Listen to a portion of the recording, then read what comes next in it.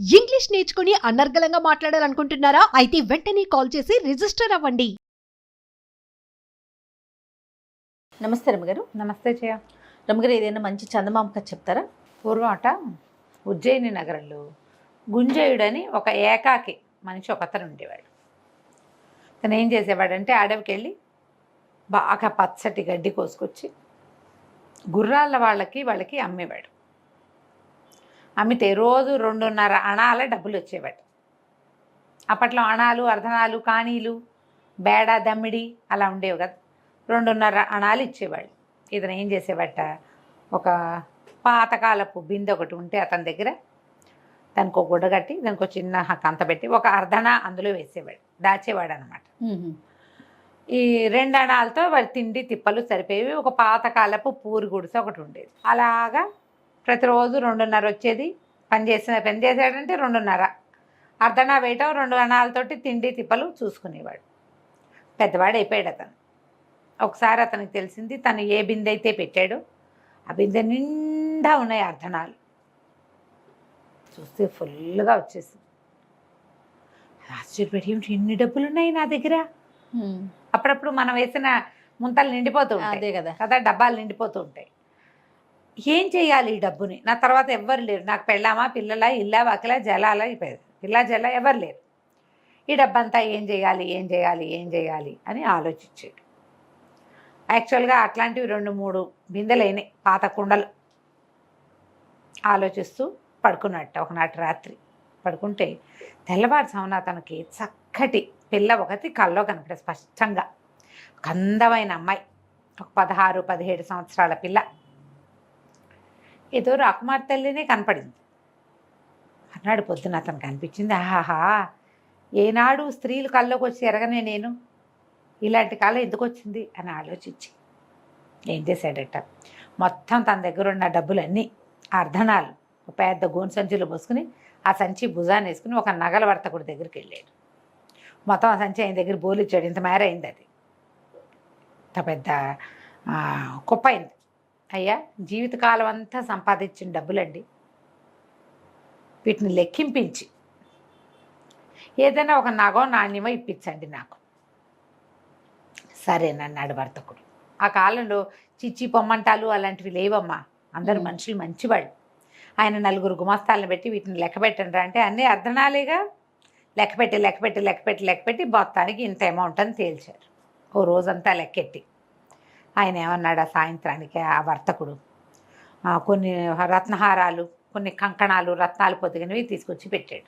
ఇవి వస్తాయి, వీటిలలో ఏదైనా ఒకటి తీసుకో నువ్వు ఈ డబ్బులకి అంటే. ఆయన ఒక పెద్ద కంకణం సింగిల్ హ్యాండ్ వేసుకుని, మనకి ఇప్పుడు వస్తున్నాయిగా ఇట్లా వేసుకునేది, దాని నిండా వజ్రాలు, కెంపులు తాపిన ఒక వస్తువుని తీసుకున్నాడు. సరే, నగల వర్తకుడికి టాటా చెప్పేసి ఈ వస్తువును గుడ్డలో మూట కట్టుకుని ఒక వర్తకుడి దగ్గరికి వెళ్ళాడు. ఈ వర్తకుడు ఏమిటి, ఈయన రకరకాల వస్తువులు తీసుకుని నౌకా వ్యాపారంలో తిరుగుతూ ఉంటాడు. ఆయన దగ్గరికి వెళ్ళి, అయ్యా, ఒక మహాసౌందర్యవతి 16-17 ఏళ్ల కన్యామణి ఎవరైనా మీ ఎరికన ఉందా? మీరు ఇన్ని దేశాలు తిరుగుతారు కదా అంటే. లేకపోవటం ఏమిటి, సౌగర దేశపు రాజకుమార్తెకి 16-17 పిల్ల, చాలా అందగత్తె. ఆవిడ అమ్మాయిని గురించి చాలా ప్రత్యేకంగా చెప్పుకుంటారు, చాలా బుద్ధిమంతురాలంటే. ఇతను ఏం చేశాడు, ఆ కంకణం తీసి ఆయన చేతిలో పెట్టాడు. ఆ అమ్మాయికి ఈ వస్తువు ఇవ్వండి, నేను ఇచ్చినట్టు చెప్పద్దు, నా పేరక్కర్లా, ఇచ్చేయండి బహుమతిగా ఆ పాపకి అని చెప్పాడు. ఇతను ఒప్పుకున్నాడు. ఈ వర్తకుడు ఒప్పుకొని బయలుదేరి వెళ్ళాడు. 3 నెలల్లోనో 4 నెలలకో సౌగోర దేశం చేరాడు. చేరాక యువరాణికి, ఇప్పుడు ఈ వర్తకులు పై ఊళ్ళ నుంచి వచ్చేవాళ్ళు తెస్తారు నగలు, నాణ్యాలు, కొన్ని చించి రంబరాలు, తర్వాత ఏమో సుగంధ ద్రవ్యాలు, రాళ్ళు, రప్పలు, నగలు, నాణ్యాలు పట్టుకెళ్లే వాళ్ళు కూడా ఉంటారు. వర్తకుడు వస్తానని కబురు పెడితే ఆ సౌగోర దేశపు యువరాణి సరేనని ఈయన ఈ వస్త్రంలో చుట్టున్న ఈ కంకణాన్ని ఆ అమ్మాయికి బహుమతిగా ఇచ్చాడు. మీకు బహుమతిగా ఒకళ్ళు పంపించారంటే ఆవిడ ఆశ్చర్యపోయింది. అదేమిటి ఎంత బాగుందో అని తీసి చేతికేసుకుంటే కరెక్ట్గా అమరింది. అతను 16-17 ఏళ్ళ అమ్మాయికి పట్టాలనే కొన్నాడు దాన్ని. పిల్లకి చక్కగా సరిపోయింది, ఎంతో బాగుంది, ఇలాంటిది ఎప్పటి నుంచో చేయిద్దాం అనుకుంటున్నా, మోడల్ సరైంది దొరక్క మానేశాను, నాకు అచ్చుగా నేను ఎట్టాడిది ఊహించానో అట్టాడితే తెచ్చావు. ఆయన ఎవరు మహానుభావుడు అంటే, పేరెందుకమ్మా, ఎవరో అజ్ఞాత వ్యక్తి అనుకోండి, మీకు బహుమతిగా పంపించమన్నారు, ఇవ్వమన్నారు, ఇచ్చాను అంతేనన్నాడు. ఏమైంది అదేమిటి అట్లా ఎట్లా తీసుకుంటాం, ఏదైనా ఒక గిఫ్ట్ వస్తే వాళ్ళకి ఏమైనా ఇవ్వద్దు, ఏదైనా ఇస్తానని బలవంత పెట్టి చీనాంబరాలట ఒక ఒంటె మోయగలిగినన్ని చీనాంబరాలతోటి ఒంటెని ఇతనికి ఇచ్చింది. చీనాంబరాలు అంటే వస్త్రాలు, పట్టుబట్టలు. చీనాంబరాలు అంటారు. చీనీ అంటే చైనీస్ అనమాట, చైనా సిల్క్. ఓకే. ఇచ్చింది. ఇచ్చి వర్తకుడికి కొంత డబ్బు ఇచ్చింది, ఇవి పట్టుకెళ్తాను, ఇది ఆయనకు అప్పచెప్పు అని. ఈ వర్తకుడు 3 నెలలు ప్రయాణం చేసి వచ్చి గుంజేయుడి దగ్గర పెట్టాడు ఆ ఒంటని ఆ బట్టల్ని. గుంజేయుడు నిర్ఘాంత పెట్టి నేనేం చేసుకుంటానయ్యా, గడ్డి కోసుకొచ్చేవాడిని ముసలాడిని, ఈ బట్టలన్నీ నేనేం చేసుకుంటా అంటే చొక్కాలు కుడితే బాగుంటాయి, అంగరఖాలు కుడితే బాగుంటాయి ఈ బట్టలతోటి అని చెప్పాడు వర్తకుడు. ఇతను అన్నాడు, అయితే అట్లాంటి బట్టలు వేసుకోగలిగేవాడు ఎవడైనా మంచివాడు ఉన్నాడని నీ దృష్టిలో అంటే లేకేమి, దక్షిణాపథంలో ఇంట్లో మన విదర్భ రాజ్యానికి చెందిన రాజకుమారుడు, ఆయన భలే అందగాడు, ఆయన బట్టలు ఎంత బాగుంటాయో, ఆయనకైతే ఈ బట్టలు బాగుంటాయి అన్నాడు. ఇకనేమి ఈ బట్టలు తీసిపోయి ఆయనకి ఇచ్చి, ఎవరిచ్చారో చెప్పద్దు అంతే, అంతకంటే ఏముంది ఆనంగానే ఒప్పుకున్నాడు. మళ్ళీ అతను బయలుదేరి వ్యాపారస్తుడు వెళ్ళేటప్పుడు విదర్భ రాజ్యానికి వెళ్ళి విదర్భ రాజకుమారుడికి ఈ ఒంటి మీద ఉన్న వస్త్రాలన్నీ ఆయనకి ఇచ్చాడు.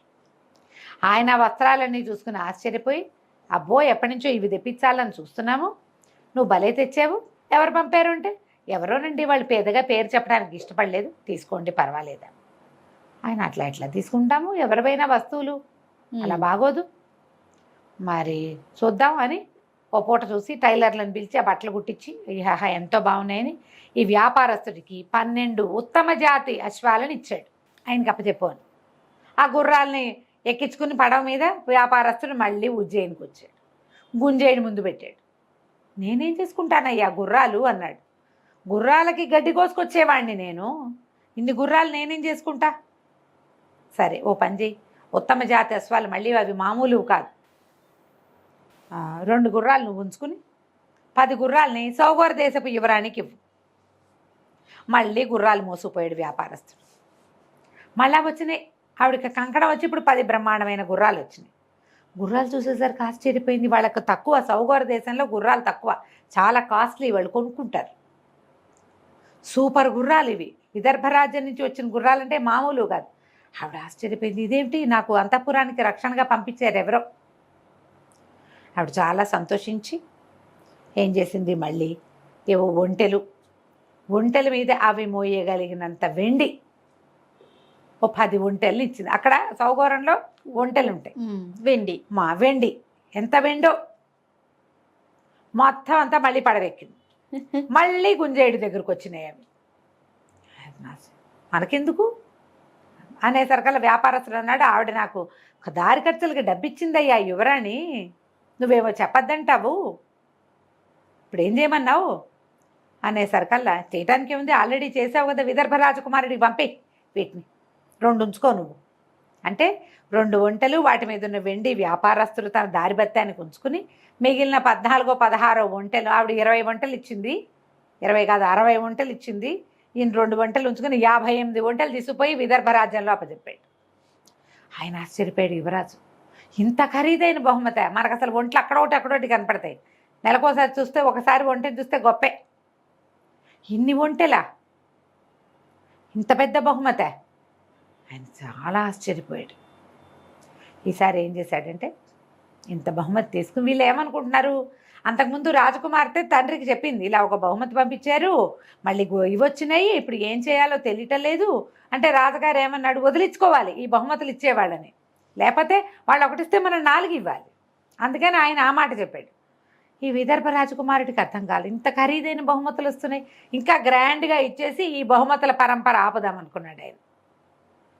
బ్రహ్మాండమైన గుర్రాలు 10, మళ్ళీ ఓ ఒంటెలో 10, అక్కడి నుంచి ఓ 10 ఏనుగులు, ఆ ఏనుగుల మీద బ్రహ్మాండమైన ఇవేశాడు, ఏమంటారు మన పైన హౌదాలు ఎత్తుతారు కదా, హౌదా ఎత్తటం అంటారు, ఏనుగు మీద అంబారి, ఆ అంబారి మీద నుంచి ఇట్లా ముత్యాల సరాలు జాలువారుతూ చక్కగా అలంకరించినటువంటి వీటికేమో గుర్రాల గిట్టలకు కూడా వెండి గిట్టలు పెట్టించాడు ఆయన, అవన్నీ ఇచ్చాడు.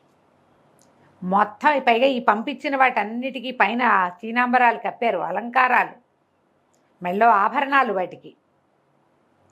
వర్తకుడు అన్నీ మోసుకొచ్చి గుంజేటి దగ్గర పెట్టేసరికి ఏం చేయాలో తెలియలే గుంజేటికి. వీటన్నిటిని నేనేం చేసుకుంటానయ్యా, గుర్రాలు వచ్చాయి, మళ్ళీ ఒంటెలు వచ్చాయి, మళ్ళీ ఏనుగులు, సరే తలా 2 నువ్వు ఉంచుకో, మిగిలిన పట్టుకెళ్ళి రాజకుమార్తెకి ఇచ్చి అనగానే వ్యాపారస్తుడు ఒప్పుకోలే. అబ్బే అలా కుదరదు, ఇప్పటికి 3 సార్లు వెళ్ళా, ఆవిడ ఎవరిచ్చారని పీకేస్తోంది, ఎవరో అజ్ఞాత వ్యక్తి అని ఎన్నిసార్లు చెప్పను, ఈసారి వాళ్ళ మొహం చూడడానికి నాకు సిగ్గుగా ఉందయ్యా, వాళ్ళు మొహమాట పడుతున్నారు, ఎవరిచ్చారో చెప్పమని అడిగితే ఏం చెప్పాలి, మా ఊళ్ళో గడ్డి కోసుకునే ముసలి గుంజేయుడు ఇచ్చాడని చెప్పమంటావా మరి అనేసరికల్లా గుంజేయుడు ఆలోచించి, ఎందుకు ఇవి ఎక్కడి నుంచి తెచ్చావంటే విదర్భరాజుని, విదర్భ రాజకుమారుడు ఇచ్చాడని చెప్పు, సరిపోతుందిగా, మన పేరు ఎందుకు మధ్యలో అనగానే సరేనన్నాడు. ఈ మొత్తం ఏనుగులు, గుర్రాలు, ఒంట్లు, వీటి మీద ఉన్న వస్తువులు, నగలు, నాణ్యాలతో తీసుకుపోయి వ్యాపారస్తుడు సౌగౌర రాజ్యపు రాజకుమార్తెకి ప్రవేశపెట్టాడు. ఆవిడ పరమాశ్చర్యం పొందిన తండ్రిని పిలిచేసి, నాన్న ఇవన్నీ చూడని. ఆయన అవన్నీ చూసి ఎక్కడి నుంచి వచ్చాయి ఏమిటి అంటే, ముందే మాట్లాడుకున్నారుగా విదర్భ రాజకుమారుడని. విదర్భ రాజకుమారుడు అనగానే రాజుగారు ఆశ్చర్యపోయాడు. అమ్మాయి నాకు ఒకటి ఉందే, నీ పటాలు అందరికీ పంపాము పెళ్లి చూపుల కోసం, ఈ విదర్భ రాజకుమారుడు నిన్ను ప్రేమించి పెళ్లి చేసుకుందాం అనుకుంటున్నాడు, డైరెక్ట్గా కబురు చేస్తే మనం కాదన్నామనుకో, ఒకవేళ విదర్భ మనకు దూరం, కాదన్నామనుకో పరువు పోతుంది, అందుకని కాదనలేని స్థితి కల్పించడం కోసం ఈ వస్తువులన్నీ పంపిస్తున్నాడు. ఆలోచించుకున్నారు. ఇప్పుడు మనం ఒక వస్తువు చూస్తే దాని మీద మనకు ఐడియాలు వస్తాయి, మన ప్రకారం కదా మనం ఆలోచించుకుంటాం. ఇట్లా కాదు, మనం ఒక పని చేద్దాం, మనం చిన్న తీర్థయాత్ర చేద్దాం, మనమే విదర్భ రాజ్యానికి వెళ్దాం, ఇంత గొప్ప బహుమతులు పెళ్లి సంబంధం కోసం పంపగలిగిన వాడు ఎంత సంపాదన పరుడు అయి ఉంటాడు, పద వెళ్దామని కూతుర్ని వెంబడి పెట్టుకుని చక్కగా పెద్ద దండు వెడలినట్టు వెడలి ఈ పడవల మీద ముందు ఉజ్జయిని వెళ్ళి అక్కడి నుంచి విదర్భకి వెళ్ళారు. విదర్భ రాజ్యానికి వెళ్తే ఫలానా సౌగౌర రాజ్యపు రాజుగారు ఊళ్ళోకి వచ్చాడు అనగానే విదర్భ రాజుగారు ఎదురెళ్ళి పిలుచుకొచ్చాడు.